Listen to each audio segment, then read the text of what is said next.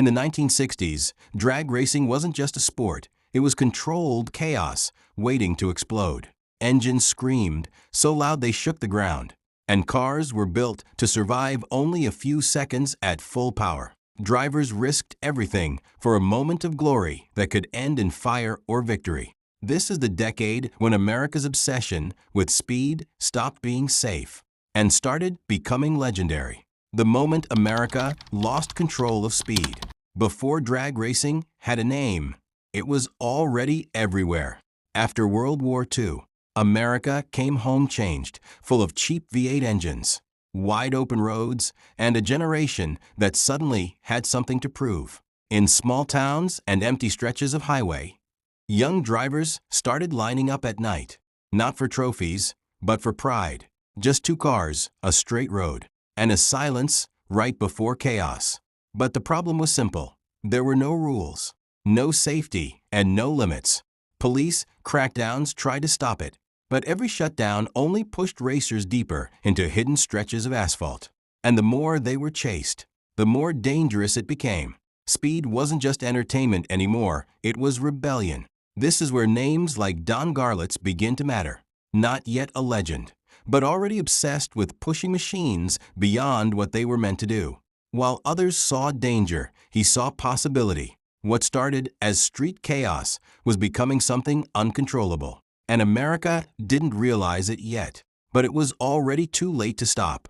Drag strips turned chaos into a sport. At first, it looked like the end of the problem. Instead of hiding from police on backroads, racers were finally given something official.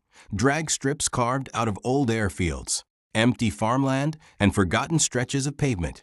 A place where speed could exist without running for your life. But what was meant to control the chaos ended up amplifying it. The crowds came first, then the noise, then the reputation. Suddenly, weekend races weren't just local fun, they were events. People drove for hours just to watch two cars launch down a straight line like missiles.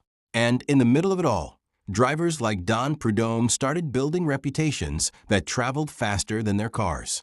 Every run became a test of ego as much as engineering. If you won, you were somebody. If you lost, you went home thinking about how to come back faster next week. And as match racing took over, something shifted again. This wasn't just controlled anymore.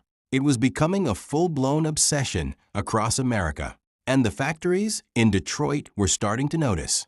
Detroit declares war on the streets. At first, the big car companies ignored it. Street racers and small-time builders didn't seem like a threat to the giants of Detroit. But then something changed. People started buying cars based on what won on the drag strip. And that got their attention. Ford, Chevy, and Mopar didn't just watch anymore. They entered the fight. Suddenly, engines weren't just built for highways. They were engineered for war. Big blocks, factory race packages, hidden performance upgrades, and horsepower numbers that kept climbing like there was no ceiling. The streets didn't stand a chance. What used to be backyard innovation was now factory-backed domination. And drivers like Don Garlits were forced to adapt fast or get left behind. Every weekend felt like an arms race where the prize wasn't just victory. It was proving which brand ruled America. But the scariest part wasn't the power they were building. It was how quickly everyone realized it still wasn't enough. And if you're into these raw American horsepower stories from the golden era of muscle and speed, make sure you subscribe, because this is only where things start getting insane. Nitro, funny cars, and the point of no return. The moment Nitro hit the scene, everything changed again, and this time, there was no going back. Engines didn't just run harder. They ran on the edge of destruction. One mistake, one weak part, and the whole car could erupt before it even reached the finish line. And still, they pushed harder. Funny cars showed up looking almost unreal. Fiberglass bodies stretched over raw. Brutal power underneath. Machines that barely resembled anything you could buy from a showroom. They were louder, wilder, and more unpredictable than anything America had ever seen on a drag strip. Don Prudhomme and Tom McEwen turned match racing into must-see entertainment, traveling from track to track like rock stars of raw horsepower. Every launch was a gamble. Every pass could end in glory or a fireball. And in the middle of it all, Don Garlits kept evolving, building machines that tried to tame the chaos, but only seemed to make it faster. The crowd loved it. The danger was part of the show. But behind the excitement, something else was building. A feeling that the sport was getting closer to a breaking point nobody could control. The legends who lived on the edge. By the mid-60s, drag racing wasn't just about cars anymore. It was about the people willing to risk everything inside them. Names like Don Garlits, Don Prudhomme, and Tom McEwen weren't just competitors. They were becoming living symbols of an era where survival itself was part of the sport. Garlits was constantly reinventing his machines, chasing speed that always seemed just out of reach. Prudhomme and McEwen, meanwhile, turned rivalry into a headline act, two drivers pushing each other harder every weekend, knowing one perfect run could define their entire legacy. But behind the fame, there was nothing glamorous about it. These weren't polished heroes.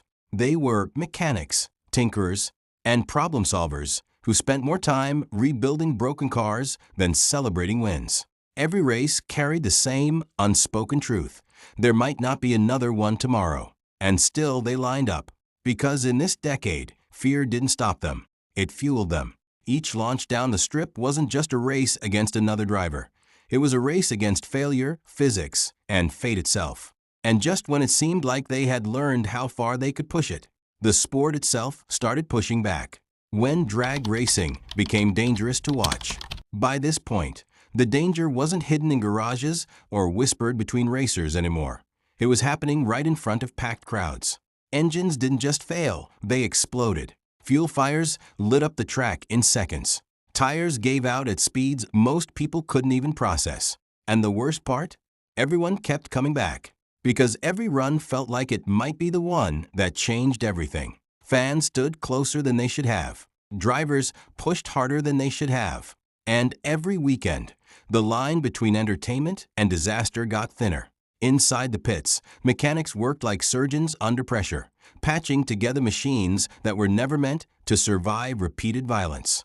One run could destroy weeks of work.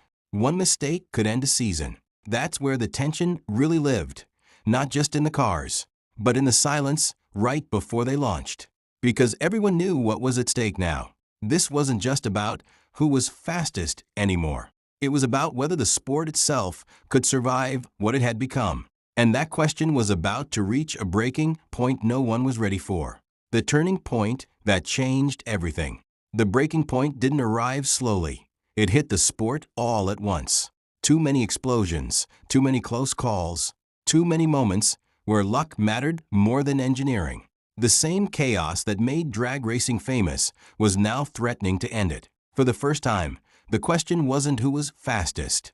It was how long this could even continue. The NHRA began stepping in with rules that didn't exist before, basic safety requirements, stricter inspections, and pressure to slow down what had been accelerating without limits. Some drivers saw it as betrayal. Others saw it as survival. And then the money followed. Sponsorships started reshaping the scene, turning weekend warriors into professional teams. The raw, backyard energy of the early 60s started fading, replaced by structure, contracts, and control. But not everyone accepted the new direction. A split began forming between regulated racing and the outlaw spirit that refused to be tamed. Because deep down, everyone knew the truth. The 1960s had already done what no rule could undo. By the end of the 1960s, drag racing wasn't the same sport it had been at the start. The chaos had been organized. The danger had been restrained. And the wildest edges of the scene had started to disappear under rules, sponsors, and structure. But something about that original era never really left. Because everything modern drag racing is built on still traces back to those years. When Don Garlits was experimenting with machines that could barely survive a single pass.